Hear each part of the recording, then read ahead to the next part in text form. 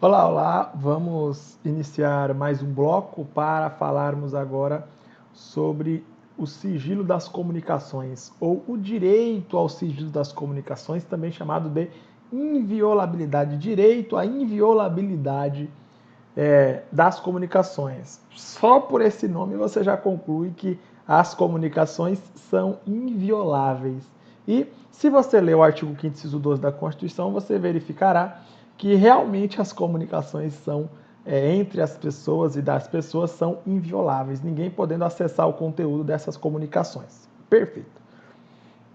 Se você ler de forma detalhada o artigo 5º, inciso 12, perceberá que a Constituição dividiu sigilo das correspondências e sigilo das comunicações telefônicas, telegráficas e comunicações de dados. Então perceba que de um lado nós temos o sigilo das correspondências e de outro lado nós temos o sigilo das comunicações telefônicas, das comunicações telegráficas e das comunicações de dados. Eu vou mencionar um exemplo bem simples, tá beleza? Ok, então vamos lá.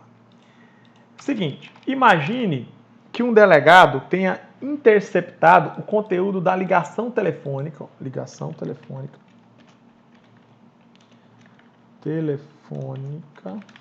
entre João e Pedro. Mas só que o delegado ele fez essa interceptação sem autorização do juiz.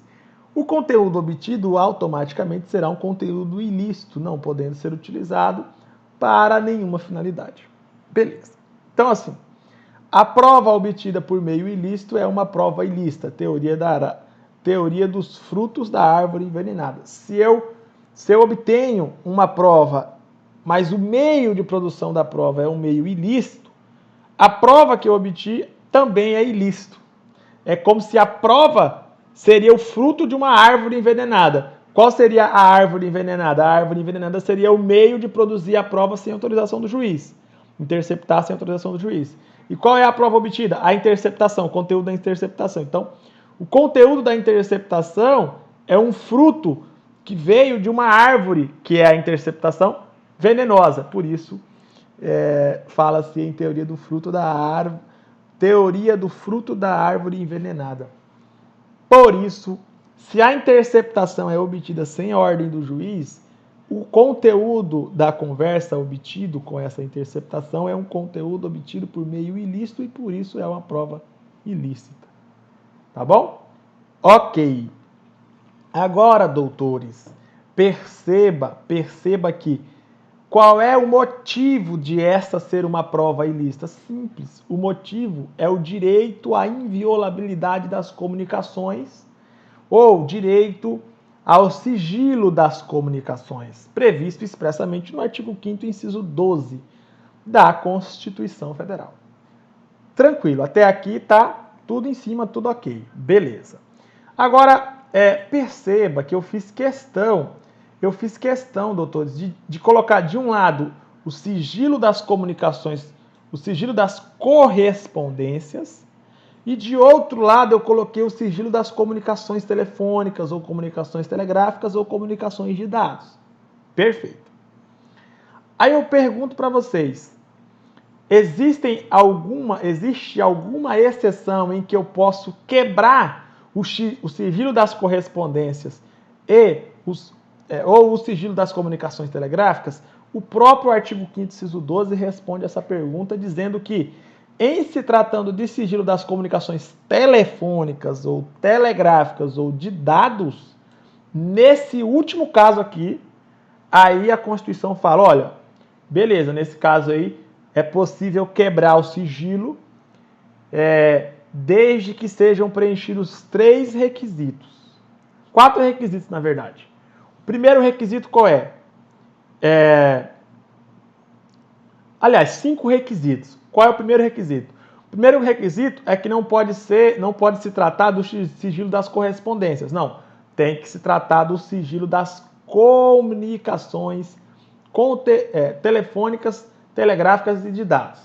Então, não pode ser sigilo das correspondências, tem que ser sigilo das comunicações telefônicas ou telegráficas ou de dados. O segundo requisito é que tem que ter uma ordem do juiz. O juiz tem que autorizar a quebra do sigilo.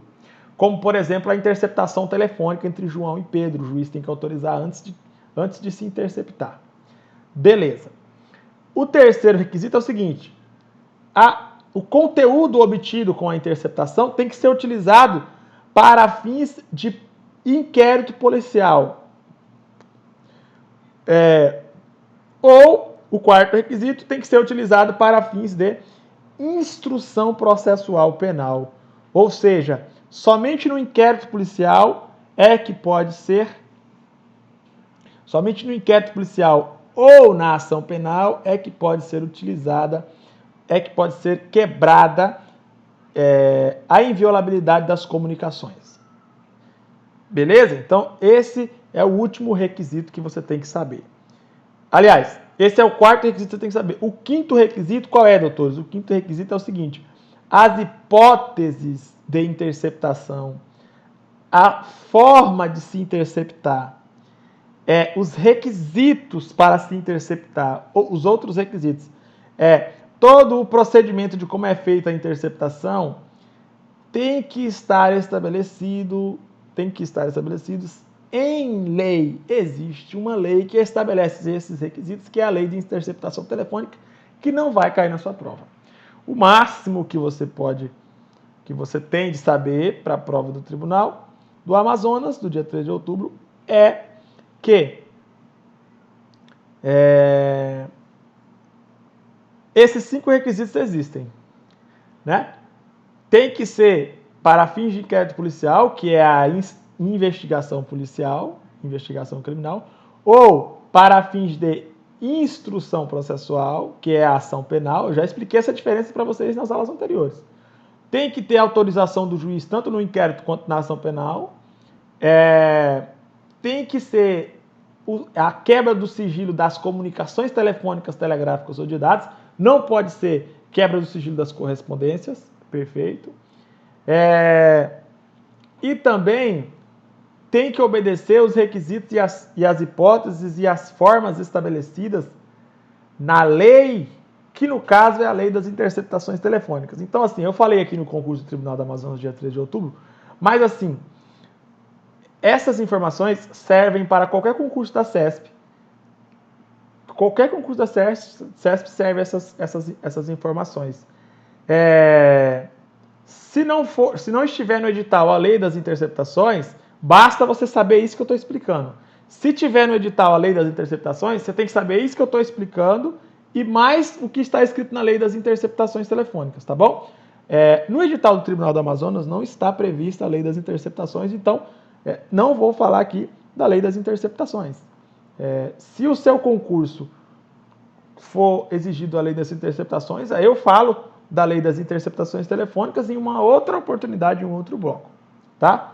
Enfim, vamos ver um exemplo. Aqui eu coloquei a exceção aqui, ó, comunicações, deixa eu até colocar aqui, comunicações telefônicas e comunicações de dados, tá bom? Exceção, comunicações telefônicas, comunicações cadê aqui? Telegráficas, coloquei aqui no material, e comunicações de dados. Quebra do sigilo por ordem judicial, beleza. Investigação criminal durante o inquérito policial, investigação processual penal durante a ação penal, beleza. Hipóteses, formas e requisitos estabelecidos em lei, beleza. Aí vamos para um exemplo. O delegado interceptou o conteúdo da ligação entre João e Pedro com autorização do juiz, beleza, para fins de investigação criminal, inquérito, beleza, e posterior utilização na instrução criminal, na ação penal, beleza. O conteúdo obtido é lícito, perfeito, podendo ser utilizado como prova pelo juiz, perfeito, é exatamente o que eu expliquei, é o exemplo que eu estou mencionando no material, ok? Beleza, o que a gente vai fazer agora? A gente vai ler o artigo 5º, inciso 12, que resume bem o direito ao sigilo das correspondências, e depois, na sequência, nós vamos responder uma questão que cobrou exatamente o que nós explicamos agora. Vamos lá. Artigo 5º, inciso 12. É inviolável o sigilo das correspondências, ou sigilo da correspondência, e é inviolável o sigilo das comunicações telegráficas, comunicações de dados e das comunicações telefônicas. Beleza? Então, ó, temos dois casos aqui, ó. Sigilo das comunicações telegráficas, sigilo das comunicações telegráficas, sigilo das comunicações de dados e sigilo das comunicações telefônicas, né? E o primeiro caso, esse aqui é o segundo caso. O primeiro caso é inviolável o sigilo das correspondências. Da correspondência, beleza. Então, essa é a regra, tranquilo. Salvo, aí vem as exceções. No último caso, ou seja, nesse caso aqui, ó, inviolabilidade do sigilo das comunicações telegráficas, de dados e das comunicações telefônicas. Salvo no último caso, que é esse caso aqui. Então, não envolve, não tem essa exceção, não se aplica para o sigilo das correspondências. Beleza. No último caso, por ordem judicial, tranquilo, a gente já sabe, nas hipóteses e na forma que a lei estabelecer, perfeito, que é a lei das comunicações, é a lei das interceptações telefônicas, para fins de investigação criminal, ou seja, inquérito policial, ou para fins de instrução processual penal, ou seja, ação penal. Beleza. Então, assim eu termino o artigo 5º, inciso 12 e vou responder a questão nesse exato momento. Vamos lá. Perceba que isso aqui é tanto direito constitucional quanto direito processual penal. Em relação ao direito processual penal, isso aqui trata exatamente do direito probatório, tá bom? Então vamos lá. Vamos responder agora a questão. Ó, Cefaz do Rio Grande do Sul, nível médio, Banco Acesso 2018. Olha só. Nas hipóteses e na forma que a lei estabelecer para fins de investigação criminal ou instrução processual penal, a quebra do sigilo das comunicações telefônicas pode ser determinada. Aí vem, pelo Poder Judiciário e pelo Ministério Público, errado. A exceção que eu falei era por autorização do juiz, né? Aí, letra B, pelo Poder Judiciário somente. Exato, está correto. Gabarito é a letra B. Embora a palavra somente esteja aqui, né? Quando você lê somente na CEF, você já fica meio em dúvida, você acha que pode estar errado e tal, mas não. Nesse caso específico, realmente é somente pelo Poder Judiciário, é somente pelo juiz, tá bom? Pela pessoa que é membro do Poder Judiciário, juiz. Autorização judicial. Aí vem C, por autoridade policial, errado, é o delegado. E pelo Ministério Público, errado, é o promotor. Não, não pode, tem que ser o juiz. D, pela fiscalização tributária, somente errado, a fiscalização tributária não pode, por exemplo, fazer uma interceptação telefônica, não pode. O auditor fiscal vai interceptar o telefone, a ligação, não pode. E, pelo Ministério Público somente, errado, o Ministério Público não tem poder para realizar, para ordenar a interceptação, não. Na verdade, o Ministério Público ele tem poder para pedir. É o juiz que ordena, o juiz que tem o poder para mandar fazer uma quebra de sigilo das comunicações telefônicas, tá? O Ministério Público não tem o poder de quebrar o sigilo, não. Ele tem só o poder de pedir, tá bom? Então, a questão 3 e o gabarito dela, da questão 3, é a letra B. Tranquilidade. Perceba que quando você tem o conhecimento em mente, você não encontra dificuldade nenhuma para responder a questão. Tá beleza? Não tem nenhuma dificuldade de você responder uma questão dessa magnitude aqui, ó, para Cefaz do Rio Grande do Sul 2018, CESP. Tá? Então, vamos finalizar o bloco. Daqui a pouco a gente volta para falar algumas outras informações relevantes para a sua prova, beleza?